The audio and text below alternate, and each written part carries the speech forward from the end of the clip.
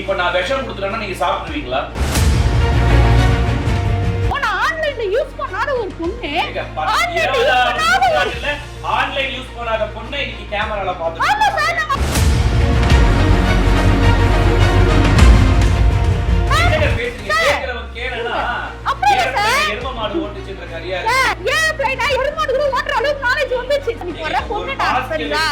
உருவமே தெரியாம உங்க வீடு வந்து அந்த வீடியோ பாத்துட்டு இருக்கு. இது நம்பணும் நாங்க. நான் தான் சார் நித்யா சொல்றீங்களா? நான் தான் பிஜே நித்யா, நான் தான் ஃபேவரட் நித்யா. பேப்பர் ஐடி நித்யாவும் பக்கேலியும் ஹஸ்பண்ட் அண்ட் வைஃப். அத மறைச்சிட்டு அவங்க வந்து கண்டென்ட்காக இந்த மாதிரிலாம் பண்றாங்கன்னு சொல்லியிருக்காங்க. அதுக்கு நீங்க என்ன சொல்றீங்க? அது ஹஸ்பண்ட் வைஃபா இருந்தாலும் அது என்னைக்கு வெளிப்படுத்தணும்னு எனக்கு தோணுதோ அப்பதான் நான் கொடுத்துட்டேன். நான் பொறி துண்டுறீங்களா? பொறி துண்டுங்க. குழந்தைன்றது என்ன தெரியுமா? குழந்தைன்றது என்ன தெரியுமா உனக்கு? தமிழ்நாட்டுல திருவிழா முட்டா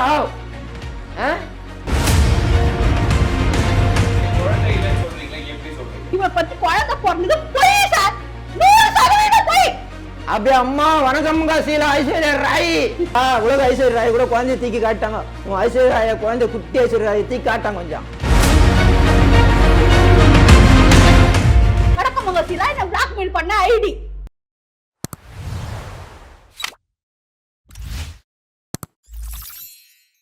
ஒரு குழந்தைக்கு தான் அது நெருப்புன்னு தெரியாது, சுற்றுன்னு சொன்னாலும் தெரியாம கைய வைக்கும். ஒரு வளர்ந்து இருக்கீங்க, ஒரு மெச்சூர்டான ஒரு ஆள் நீங்க. யூடியூப்ன்றது வந்து நீங்க பிறந்த குழந்தைக்கு கூட தெரியும் என்ன நடக்குது, என்ன இருக்கு, என்ன போது வருதுன்னு சொல்லிட்டு. இப்ப நான் விஷம் கொடுத்துட்டேன்னா நீங்க சாப்பிடுவீங்களா? அவங்க தான் சொன்னாங்க உங்களுக்கு எங்க போச்சு அறிவு? சார் இப்ப ஒரு குழந்தை நீங்க கேக்குற கொஸ்டின் ஓகே. இப்ப ஒரு குழந்தை பிறகுதுன்னு வச்சுங்களேன், அது பிறந்த உடனே குடுக்குன்னு ஏந்து ஓடி இல்ல, புரியுதுங்களா? ஏந்து ஓடி இல்ல, முதல்ல கவுந்து கொடுக்கும், அதுக்கப்புறம் முட்டி போடும், அதுக்கப்புறம் தான் நடக்கும். அது மாதிரி ஆன்லைன்ல பொறுத்த வரைக்கும் நான் ஆன்லைன்ல யூஸ் பண்ணாத ஒரு பொண்ணு ஆன்லைன் யூஸ் பண்ணாத பொண்ணை இன்னைக்கு கேமரால பாத்துட்டு. ஆமா சார், நாங்க அப்படிதான் வாழ்ந்தோம். 20ஆம் நூற்றாண்டு கேமரா யூடியூபே யூஸ் பண்ணீங்க. அவ்வளவு கண்டிப்பாவும் அவ்வளவு கட்டுப்பாடாவும் தான் எங்க அம்மாவும் எங்க அப்பாவும் எங்கட வளர்த்தாங்க. சரிங்களா? எங்க வீட்ல போன் இருக்கும், எங்க வீட்ல கையிலயும் போன் இருக்கும், வீட்லயும் போன் இருக்கும், எல்லாம் யூஸ் பண்ணுவாங்க. ஆண்கள் மட்டுமே யூஸ் பண்ணுவாங்க, அப்பா யூஸ் பண்ணுவாங்க, வீட்டுக்குன்னு ஒரு போன் இருக்கும். எங்களுக்கு தனிப்பட்ட ஒரு போன் நாங்க யூஸ் பண்ணதான் கிடையாது. அது எடுத்து நான் பார்த்து யூஸ் பண்ணி இது என்ன பண்ணது எது பண்ணது நான் பார்க்கவும் மாட்டேன். அவ்வளவு கண்டிப்பாகவும் அவ்வளவு கண்ணியமாவும் வளர்த்தக்கூடிய நித்யா தான் வந்து வீட்டுல வந்து குண்டாஸ் நாயகியை சேர்த்து வச்சுட்டீங்க. அப்பெல்லாம் உங்க கண்ணியை கெட்டு போல, அப்பெல்லாம் உங்க அப்பாவுக்கு தப்பா படல. என்னங்க பேசுறீங்க? கேக்குறவங்க கேனா எரும மாடு ஓட்டுச்சுன்ற கரியா யூடியூபர்ஸ் எல்லாம் வந்து எரும மாடு கூட ஓட்டுற அளவுக்கு நாலேஜ் வந்துச்சு. சரிங்களா? ஓகேவா? அப்ப அவங்க நாலேஜ் பத்தி பேசுற நீங்க யூடியூப் பத்தி தெரியல. உங்ககிட்ட ஆல்ரெடி நான் மென்ஷன் பண்ணிருக்கேன். நான் வீடியோ போடுற விஷயம் எங்க வீட்டுக்கே தெரியாது. மாஸ்க் போட்டோ எழுதி போட்டோ மட்டும் தான் எடிட் பண்ணி போடுற பொண்ணு நான். சரிங்களா? இந்த உருவமே தெரியாம உங்க வீடு வந்து அந்த வீடியோவை பார்த்துட்டு இருக்கு. இது நம்பணும் நாங்க. ஆமா சார், இது உண்மைதான். உண்மை சார், இது நான் சொல்றது பொய் கிடையாது. நீங்க இப்பவே நான் எங்க அம்மாவோட போன் போட்டு நீங்க கேட்டு பாருங்க. நான் யூஸ் பண்றது, நான் இந்த வீடியோல இருக்குது எங்க அம்மாக்கு எப்ப தெரியும்னு கேட்டு பாருங்க. அவார்டு ஃபங்க்ஷன் போன பாருங்க, அந்த அவார்டு ஃபங்க்ஷன்ல நாடி அவார்டு வாங்க போற யாரு இது கூட்டு வந்துக்கிறேன்னு அப்பதான் கேக்குறாங்க. பொண்ணு இங்க இருந்து கிளம்பி போய் கோயம்புத்தூர்ல அவார்டு வாங்குற வரையும் அம்மாவுக்கு பொண்ணு எங்க போச்சுனே தெரியாதா? அன்னைக்கு போறப்பதான் ட்ரெஸ் எடுக்கணும், இது வேணும் அது வேணும் நாங்க கேக்குறப்பதான் எப்படி போற இது பண்ற அப்படின்னு அவார்டு ஃபங்க்ஷனுக்கு போய் அத பார்த்து தான் எங்க அம்மாக்கு தெரியும். இல்ல அவார்டு ஃபங்க்ஷன் போறதுக்கு யார சொல்றாங்க? போற அப்புறம் கேக்குறாங்க. இப்ப சொல்றாங்க இல்ல சார் எங்க அம்மாக்கு தெரியும்னாங்க. முன்னாடி அவார்டு ஃபங்க்ஷன் போனோனே எங்க அம்மாக்கு இல்ல அப்படி சொல்லல. அவார்டு ஃபங்க்ஷனுக்கு போறான்னு சொல்லும்போது நீ என்ன வேலை செஞ்சேன்னு கேக்குறாங்க. அதுக்கு தேவையான பொருள் வாங்குறப்ப அவ்வளவு காலையில 6 மணிக்குலாம் நீ ஆட்டோல போகணும்னு அவசியம் இருக்கு. காலையில 9 மணிக்கு வீட்டுக்கு விட்டு வெளியே போயிட்டு சாயந்தரம் 6 மணிக்கு வர பொண்ணாச்சு. எதுக்கு 6 மணிக்கு காலையில வீட்டை விட்டு வெளியே போறோம்னா வேலை இருக்குன்னு அப்ப கேக்குறப்பதான் இந்த மாதிரி விஷயங்கள்லாம் இருக்கு, இப்படிலாம் நான் போறேமா அப்படின்னு சொல்லிட்டு நான் காட்டினேன். இந்த சண்டை இது சண்டை அப்ப எதுவுமே தெரியாது சார் அவங்களுக்கு. இந்த மாதிரி பேப்பர் ஐடினா நான் வீடியோ போடுறேன்னா இதெல்லாம் எதுவுமே தெரியாது. இன்டர்வியூல வந்து திவ்யா கணேசி வந்து பேப்பர் ஐடி நித்யாவும் பக்கேலியும் ஹஸ்பண்ட் அண்ட் வைஃப், அத மறைச்சிட்டு அவங்க வந்து கண்டென்ட்காக இந்த மாதிரிலாம் பண்றாங்கன்னு சொல்லியிருக்காங்க. அதுக்கு நீங்க என்ன சொல்றீங்க? நான் என்ன சொல்றேன் சார், ஓகே நான் சொல்றேன். இங்க பாருங்க, ஹஸ்பண்ட் வைஃபா சார், நான் ஹஸ்பண்ட் வைஃப் இல்ல, அத வந்து நான் வெளி உலகத்துக்கு சொல்றதுன்னு அவசியம் எனக்கு இல்ல. அது ஹஸ்பண்ட் வைஃபா இருந்தாலும் அது என்னைக்கு வெளிப்படுத்தணும்னு எனக்கு தோணுதோ அப்பதான் நான் கொடுத்துவேன். இல்ல இவரை நான் கட்டிக்கணும்னு தோணுச்சுனால நான் கல்யாணம் பண்ணிப்பேன். அது இனிமே வர நாட்கள்ல நான் பண்ணுவேன். சரிங்களா? ஓகேவா? நீங்க வந்து அத அந்த கொஸ்டின் வந்து இவங்க சொல்றாங்க அவங்க சொல்றேன்னு கேட்காதீங்க. இப்ப நான் கதைக்கு நான் வந்திருக்கேன், அந்த கொஸ்டின் கேளுங்க. நீங்க என்ன சொன்னீங்கன்னா இந்த மாதிரி 40,000 ரூபாய் ஏமாத்திட்டாங்கன்னு சொல்லி இதெல்லாம் ரொம்ப பழைய கதை. இதுக்கான விஷயங்களுக்கு வந்து நீங்க வந்து போலீஸ்ல வந்து கம்ப்ளைண்ட் கொடுத்துருக்கீங்க. அதுக்கான விஷயங்கள் போலீஸ் பார்த்துட்டு இருக்காங்க. இப்போ இன்னைக்கு வந்ததுக்கான காரணம் என்ன? ஆமா சார், ஒரு வருஷம் முன்னாடி இவங்க கதைக்கு நான் போறதே இல்ல சார். வணக்கம் வசீலா வந்து திவ்யா வீட்டுக்கு வந்து அவங்க போட்ட நாடகத்துல என்னோட போட்டோவை, இது வணக்கம் வசீலா எடுத்து போன போட்டோவை திவ்யா கலச்சி கிட்ட கொடுத்து இதை போட்டு பிளாக்மெயில் பண்ணுன்னு சொல்லி என்னை வந்து பிளாக்மெயில் பண்ணாங்க. யாரு? வணக்கம் வசீலா, திவ்யா கலச்சி, நல்ல சங்கர், இவங்க எல்லாருமே இதை போட்டுருவேன் இந்த வீடியோஸை போட்டுருவேன்னு சொல்லிட்டு இந்த அம்மாவை அழகா நான் ட்ரெஸ் பண்ணி விட்டுட்டு வீட்டுல உட்காந்துட்டு நான் கேஷுவலா இருக்கும்போது ஒரு போட்டோ எடுத்து அதுல ஒரு எடிட்டை போட்டு என்னோட பேச போட்டு எடிட் பண்ணாங்க. சரிங்களா? இப்ப நான் ஓபன் பண்றேன் சார். இதுதான் சார் மாஸ்க். நான் தான் சார் நித்யா ஆபீசர். சரிங்களா? நான் தான் பிஜே நித்யா, நான் தான் டேப்லெட் நித்யா. இப்ப நீ என்ன பண்ண போற? வரது உங்க சார் நான் இப்ப நான் என்ன பண்ண முடியும்? நான் பண்ண போறேன். நீ நான் பண்ண போற சொல்லு. இதான் நான் இதான் பேச சார், இதான் என்னோட உருவம் சார், நான் நித்யா. சரிங்களா? ஓகேவா? அவனால என்ன பண்ண முடியும் சொல்லுங்க? என்னோட பிளாக்மெயில் பண்றா சார். இத்தனை நாள் போட்டோ வச்சு பிளாக்மெயில் பண்ணா. இப்ப வந்து இவளை பத்தி குழந்தை பிறந்தது போய் சார், 100% போய். சரிங்களா? அவ மாசமாவும் இல்ல, அவ குழந்தைய பெத்துக்கா, இது 100% போய். புரியுதுங்களா? இப்படி இருக்கிறப்ப இப்ப மறுபடியும் வந்து ஒரு பிளாக்மெயில் பண்றான். சரிங்களா? இவ என்னாச்சுன்னா கணேசன் ஒருத்தர் வீடியோ போட்டிருந்தான். என்னன்னு சொல்லி நீ போடுறதுக்கு போய் உன் குழந்தை கிடையாது, உனக்கு குழந்தையே பிறக்கல அப்படின்னு சொல்லிட்டு 100 வீடியோ போட்டிருக்கான். அதுல 500 பேர் கமெண்ட் பண்றான் சார். நான் போயிட்டு அதுல போயிட்டு ஒரே ஒரு கமெண்ட் பண்றேன். எப்படின்னா குழந்தை பெருசா இருக்கு அப்படின்னு சொல்லிட்டு ஒரு கமெண்ட் பண்றேன். அப்படி கமெண்ட் பண்றப்ப நைட்டு 10 மணிக்கு 10 மணில 11 மணி நான் போட்ட யூடியூப் சேனல் வீடியோஸ்ல வந்து கமெண்ட் அடிக்கிறா சார். இருங்க, என்ன சொல்றா? அடுத்தவங்க புருஷனுக்கு ஆசைப்பட்டேன் அப்படின்னு கமெண்ட் பண்றா சார். அப்படியா? எந்த அடுத்தவங்க புருஷனுக்கு? அவ்வளவு மாதிரி எத்தனை பேரு சார்? பக்கெட் நான் பார்த்தேன் சார். ஒரு பேப்பர் எடுக்கு வீடியோ கால் போட்டு வந்து யார் கண்ணு முன்னாடி சார் கால் மேல பத்துக்குன்னு கால்ல இருந்து மேல வரைக்கும் உருண்டா. அந்த வீடியோஸ் இருக்கு சார் என்கிட்ட. இனிமே அதை நான் காட்டுவேன். புரியுதுங்களா? இப்படிப்பட்ட ஒரு பொண்ணு அவங்களுடைய குழந்தை இல்லைன்னு சொல்றீங்களா? எப்படி சொல்றீங்க சார்? 100% சார். எப்படி சொல்றேன் தெரியுமா? நான் சொன்ன பாத்தீங்களா, ஒரு வருஷம் முன்னாடி அவங்க வீட்டுக்கு போனேன்னு சொல்லிட்டு ஜூன் மாசம் 13ஆம் தேதி காலையில 10 மணிக்கு அவங்க வீட்டாட்ட நான் போனேன். சரிங்களா? இப்ப நீங்க நல்லா யோசிச்சு பாருங்க. உங்க வீட்டுல பெண்கள் இருக்காங்க, உங்க வீட்டுல ஓரளவுக்கு உங்களுக்கு நீங்க படிச்சிருக்கீங்க, உங்களுக்கு எல்லாமே தெரியும். ஓகேவா? ஜூலை மாசம் 16ஆம் தேதி நான் மாசமா இருக்கிறேன்னு சொல்லிட்டு அந்த பிரெக்னன்சி கடை காட்டுறாங்க. ஓகேவா? சரி விடு, உனக்கு தான் தெரியும், நீ போயிட்டு 30 நாள் தானே ஆச்சு அப்படின்னு சொல்றீங்களா? அவளோட ஸ்கேன் ரிப்போர்ட் அவளை நான் பாத்துட்டு வந்தேன். என் கண்ணால நான் பாத்துட்டு வந்தேன். அந்த டைம்ல அவ ஹாஸ்பிட்டல் இருக்கிற மாதிரி வீடியோஸும் பெரிய விழாவுச்சு. மாஸ்க் வச்சுட்டு என்னால மூச்சு விட முடியல. அப்ப மாசமா இருக்குதுன்னு சொல்லிட்டு சொல்லக்கூடாதா? அது இன்னும் தெரியுமாங்க, அந்த பிரெக்னன்சி கார்டு வச்சு வீடியோ போட்டு 7 மாசம் தான் ஆகுது. 7 மாசத்துல எப்படி சார் ஒரு குழந்தை பிறக்கும்? எப்படி பிறக்கும் சொல்லுங்க? 7 மாசத்துல ஒரு குழந்தை பிறக்கணும். சரி, ஓகே சார். எந்த இடத்துல ஆபரேஷன் பண்ணி 3 நாள்ல உன்னை டிஸ்சார்ஜ் பண்றாங்க? குழந்தைக்கு தண்ணி இல்லைன்னு சொல்ற, அந்த குழந்தை பெத்து அந்த குழந்தைய ஹாஸ்பிட்டல் விட்டு வெளியே அனுப்புவாங்களா சொல்லுங்க? அதுக்கான ப்ரூஃப் எங்க? சரி, ஓகே, என்ன எவிடன்ஸ் இருக்கு சார், காட்டுறேன். எல்லா எவிடன்ஸும் என்கிட்ட இருக்கு சார். எல்லா எவிடன்ஸ் இருக்கு. இது எல்லாமே இந்த வீடியோல வரும் சார். இந்த வீடியோல மொத்த எவிடன்ஸை நான் காட்டுவேன். ஓகேவா? அப்படி இருக்கிறப்ப ஒரு தண்ணி இல்லாத குழந்தை எப்படி இருக்கும்னு உங்க வீட்டுல இருக்கிறவங்க கிட்ட கேட்டு பாருங்க. இல்ல நீங்க யூடியூப்ல சர்ச் பண்ணி பாருங்க. எங்க குழந்தை கர்ப்பப்பையில தண்ணி இல்லனா இமிடியேட்டா சர்ஜரி பண்ணி வெளிய எடுப்பாங்க. குழந்தைய வந்து ஒரு நாள் அப்சர்வேஷன்ல அந்த ப்ளூ இன்குபேட்டர் சொல்றக்கூடிய இதுல வெச்சி அப்சர்வேஷன்ல வெச்சி 1 வீக்ல டிஸ்சார்ஜ் பண்ணி அனுப்புவாங்க. இது வந்து எல்லா உலகறிஞ்ச விஷயம் இது. சரிங்களா? அது 7ஆம் மாசமே எடுத்துவாங்களா? 7ஆம் மாசமே நிறைய குழந்தை பிறக்குங்க. 7ஆம் மாசமே பிறக்கட்டும் சார். பொறப்பிரசவம் சொல்லுவாங்க. 7ஆம் மாசம் குழந்தை பிறந்து எப்படி சார் வீட்ல இருக்கும்? நீங்க வந்து இல்ல சார், நான் ஒரு கேள்வி கேக்குறேன் சார். அதாவது ஐஸ்வர்யா ராய் யாருன்னா வணக்கம் கசீலா, ஆனவ அஜித் யாருன்னா நம்ம நெல்லை சங்கர். அந்த ஐஸ்வர்யா ராய்க்கு நல்ல குழந்தை தானே பிறந்திருக்கான். அந்த குழந்தை தீ காட்டுதுல என்ன போயிடும்? டவ் இல்லையே தான் வச்சுக்கிறீங்க.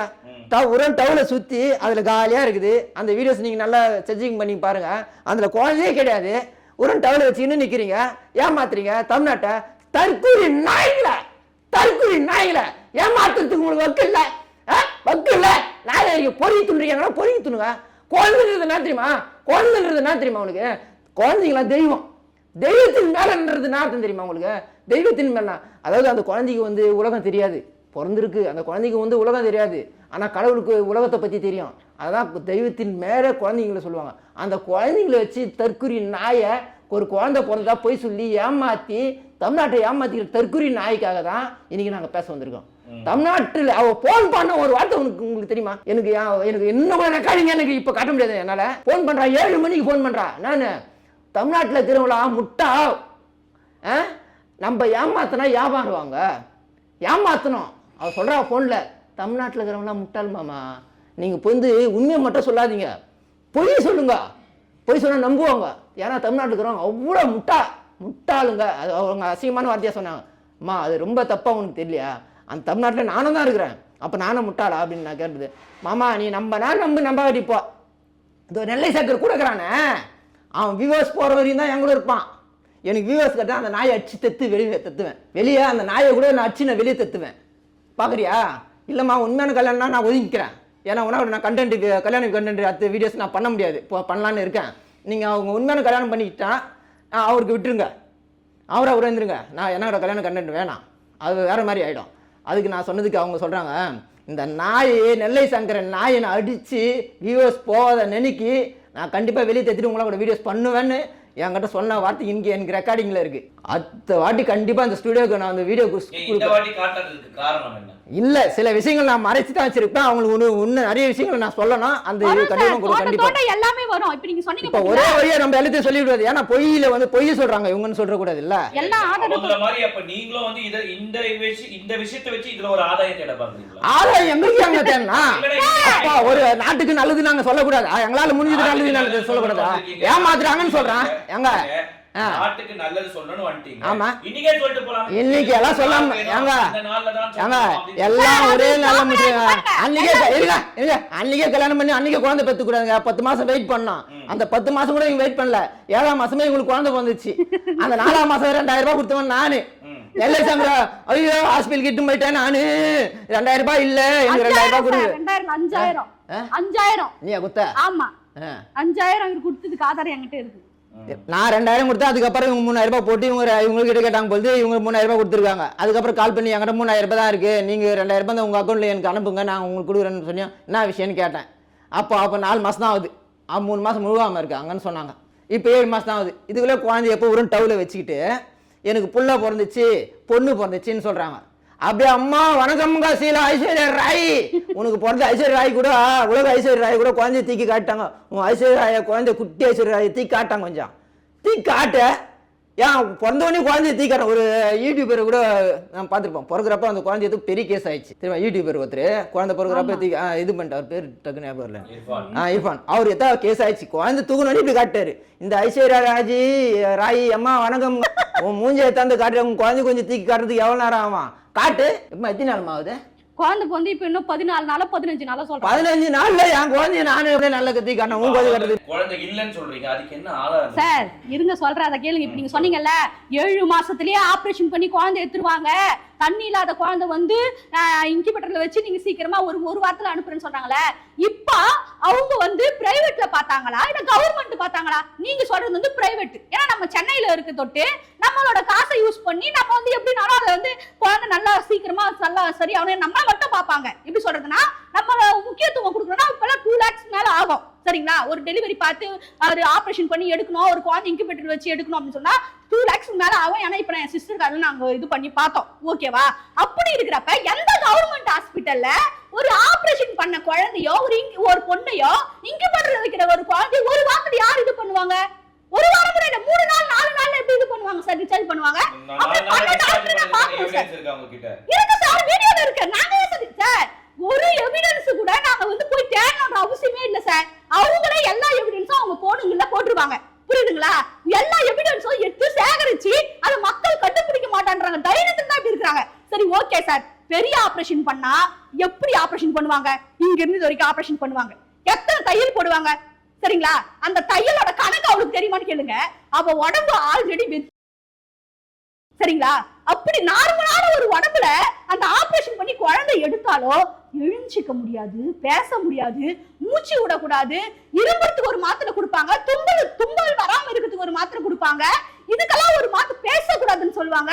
காலை நீட்டி உட்கார முடியாது, படுக்க முடியாது. இப்படி இருக்கிற நீ எவ்வளவு கேர்லெஸ்ஸா இருக்கிற பாருங்க. நீங்க பாருங்க மக்கள் இருங்க, குழந்தை பிறந்து பெரிய ஆபரேஷன் பண்ணி எடுத்த ஒரு பொண்ணு கரெக்டா 6 நாள்ல முள்ளங்கி சாம்பார் யார் சாப்பிடுவாங்க? கருவாட்டு குழம்பு யார் சாப்பிடுவாங்க? அவங்க வீடியோஸ் பண்ணிருக்காங்களாம், அது மாதிரி வீடியோஸ் பண்ணிருக்காங்க. நீங்க வந்து காட்டுறது மட்டும் சரி, ஓகே, காட்டுறது மட்டும் காட்டுறது தொட்டு ஊட்டி விடுறாங்க சார். 1 வயசு ஆனா கூட முள்ளங்கி சாம்பார் ஒருத்தவங்களுக்கு பால் கொடுக்குறவங்களுக்கு தர மாட்டாங்க தெரியுமா? குழந்தைக்கு சளி பிடிச்சிடும், கருவாட்டு குழம்பு சாப்பிட கூடாது, நமிக்கும், தையல் போட்ட இடம். உன் உடம்பு ஏற்கனவே ஒரு தையல் விழுந்திருக்குது, அப்படியே விழுந்திருக்குதுன்னு நீ சொல்ற, அது உண்மை கிடையாது. அப்போ உங்களுக்கு எந்த டாக்டர் உங்களுக்கு சொல்லி அனுப்பிச்சாங்க கருவாட்டு குழம்பு சாப்பிட சொல்லி?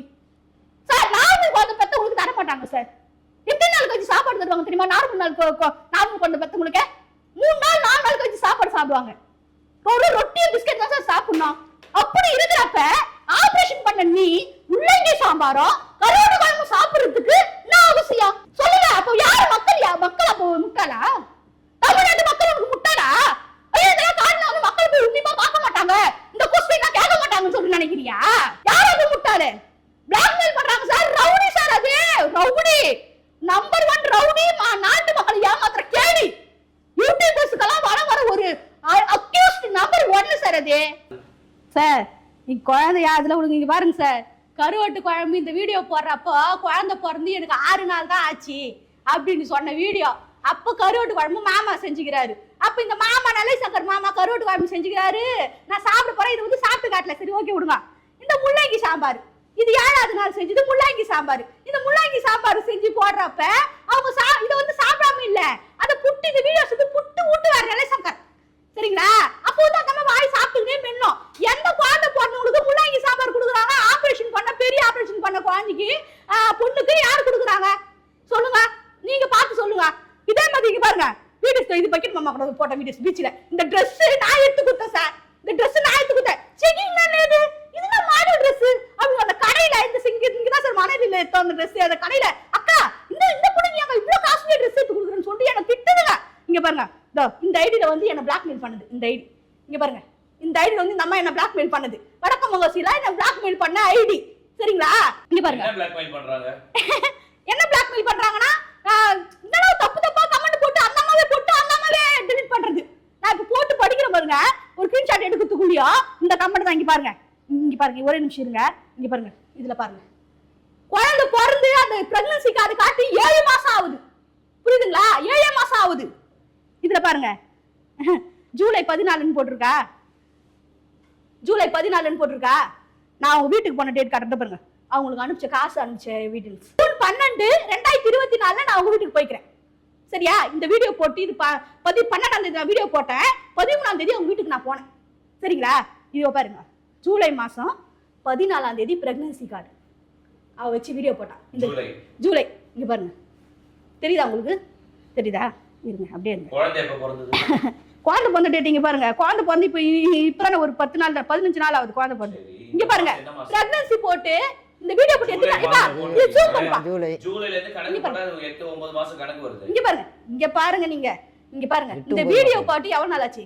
அவ வயித்துல கல்லு இருக்கிற எவிடன்ஸ் நான் பாத்துட்டு வரேன் சார். அவளுக்கு ஷீலாவுக்கு குழந்தை பிறக்குமா இல்லையான்றது ஷீலாவுடைய பர்சனல், அத பேசுறதுக்கு நித்யாவுக்கு எந்த ஒரு உரிமையும் கிடையாது. சரி இருங்க சார், நான் அவங்களுக்கு எப்படி குழந்தை பிறந்தா உங்களுக்கு என்ன? அவரு எருமாடு போனாலும் எருமாடுக்கு செடி வாங்கி கொடுப்பாருங்க. போட்டு இது எவனோட குழந்தை சொல்ல வேண்டிய உரிமை ஷீலாக்கு கிடையாது. நீங்க எப்படி தெரியுமா? ஐயோ பேச விட மாட்டார் சார், ஐயோ நீங்க இவ்வளவு நேரம் பேசும்போது கேட்டுதானே இருக்கேன்.